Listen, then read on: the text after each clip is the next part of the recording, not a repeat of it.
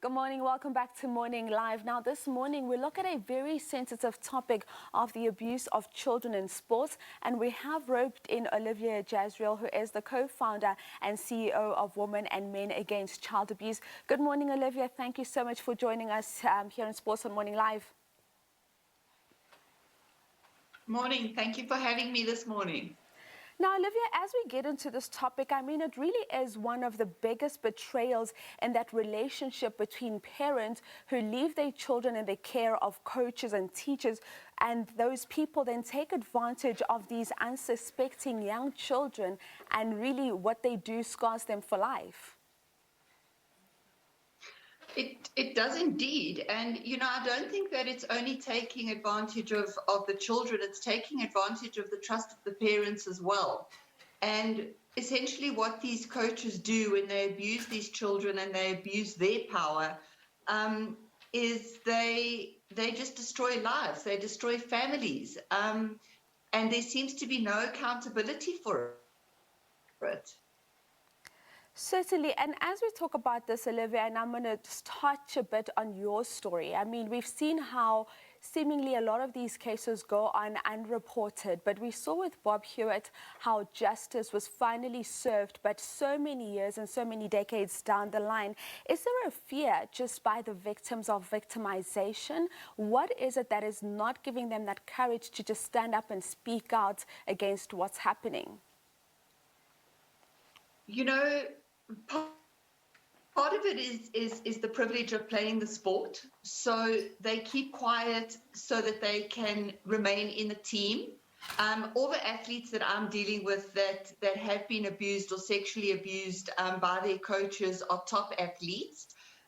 So, with the abuse comes privilege, it seems. What makes them afraid to report is also that they are threatened. And one of the things, or two of the things that I was told was that I wouldn't be believed and he would get into a lot of trouble. And that is sadly what the athletes that I work with are told as well, or they won't make the team. And that is what is keeping them silent at the moment. And that narrative needs to be changed. And hopefully I can do that.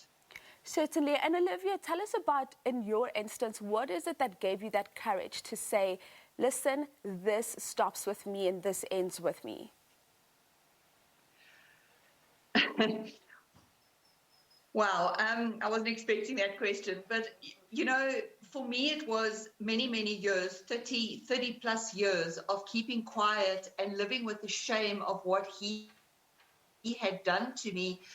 But what I had deemed to be my own shame and what I had done, and I had done something wrong. And then, it was a failed suicide attempt that got me talking out. And, I decided at the time that I failed my suicide attempt that I needed to take control of my life, and the only way that this was going to get better was if I dealt with my demons. And that's what gave me the courage. The one thing that he said to me was, you always get every ball back. And that's what I encourage every victim to do, is just get the ball back. The wheels of justice will turn, and we are here to help those people, get their lives back, which should not have been taken away from them in the first place. And Olivia, as you speak about the wheels of justice turning, are you aware what the conviction rate is in South Africa in terms of those reported cases versus perhaps in some other countries abroad? So I work only in sport at the moment, and because it's all still so new, I don't have those facts. What I can say is that we are very successful here in South Africa in terms of, moving forward with the victims that we are assisting. So we haven't had any failures, if you want to call it that, for now. And I'm 100% committed to every victim of abuse in sport in this country, and I have made an undertaking that I will not stop until I get it right. Certainly. Now, Olivia, we know that yesterday you had an event which you held out in Sandton where you had some panel members and you were talking through these issues and just highlighting some of the cases that have been reported. Just talk us through the event and what happened yesterday, and also what the ultimate end goal is with having events of that nature. So yesterday was Wamaka Athletes Against Child Abuse's first anniversary. So it was really a celebration of our successes over the past year, and what we've achieved.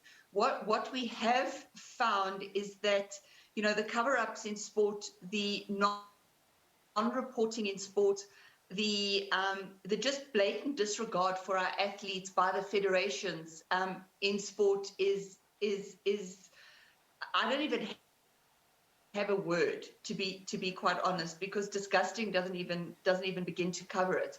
You know, the cases that I am dealing with are very, very, very serious cases by very high profile coaches. And what we are finding is once the federation finds out who the coach is, that is when we are faced with radio silence. And this has got to stop. We need to get on top of it, and it simply needs to stop. You know, the athletes are the ones who are bringing home the medals. They are working tirelessly, but they are being abused.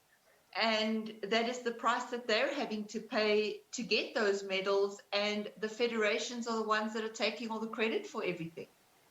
And I mean, Olivia, as you touch on it, it shouldn't really matter which coach it is. It shouldn't matter what that coach has achieved for a certain federation or sporting code. At the end of the day, the athletes need to be protected. If it's a top coach, then he must be shown the door and must deal with the consequences of his or her actions.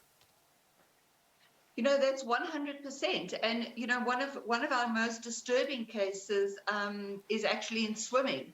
And the Swimming South Africa told the victim that they would wrap her in cotton wool and they would take good care of her until they found out who the perpetrator was or who the accused was. And once they found out who the accused was, she never heard another word from Swimming South Africa. And, you know, when we took on the case, I've yet to have a response from Swimming South Africa with regards to documentation that I've requested from them. And you know, it got so bad I had to go to Parliament. I actually approached Parliament for assistance. I mean, that's absolutely unacceptable. And as you continue with the work that you're doing, Olivia, what is the relationship as well that you're starting to build with the federations to just try to build a relationship of trust, of honesty and openness, and just understanding that the main aim here is to protect the athletes and also ensure that when parents bring their children into these structures, they are comfortable that nothing bad is going to happen to their children? You know, I must say that it is starting to get a little bit better. Initially, you know, I think I was seen as a huge threat to the federations. But I'm not a threat. I'm not their enemy. I want to help them make sport a safe, happy place for children. However, the federations that I am dealing with or attempting to deal with, you know, see me as the enemy because they have covered up. Instead of just coming forward, owning their errors, and really, you know, we don't expect them to know what to do when there is a disclosure because it's extremely difficult to deal with the disclosure. So I'm not the federation's enemy until they make me the enemy. And unfortunately, the 11 federations, 12 federations that I am dealing with see me as an enemy because they have done something wrong and they haven't assisted their athletes and taken care of their athletes. I do have a lot of federations that I have a great working relationship with, and we are making progress. And you know, I want all federations to be, or all sports to be, sports of choice. I don't want to have to pick out federations and sports as a dangerous sport, because no sport should be dangerous for a child. Absolutely. And in terms of the children who have gone through some of these ordeals, do we have enough support structures for them from a psychological, emotional point of view once they've come forward and they've made these disclosures?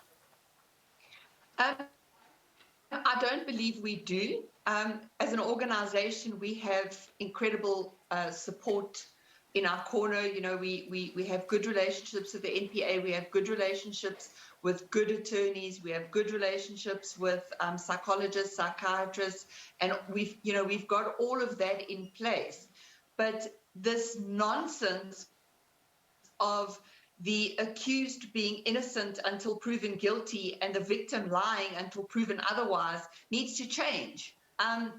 It takes a tremendous amount of courage, and I know that from personal experience, that to come forward and be faced with what we are faced with on a daily basis as victims is not okay. And you know, first and foremost, the rule is believe the victim and then get the victim the necessary structures in place to assist that victim.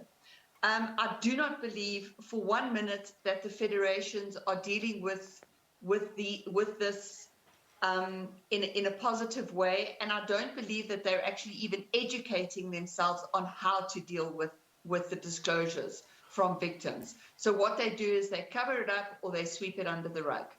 Which is so unfortunate. Olivia, thank you so much for your time here this morning. And again, we just want to say we commend you for the work that you're doing, for your perseverance and for your courage. And thank you so much for fighting for children in sports. Thank you so much for having me this morning. It's been a pleasure and an honor. That is, of course, Olivia Jasriel just talking about the prevention of the abuse of children in the world of sport. All right, let's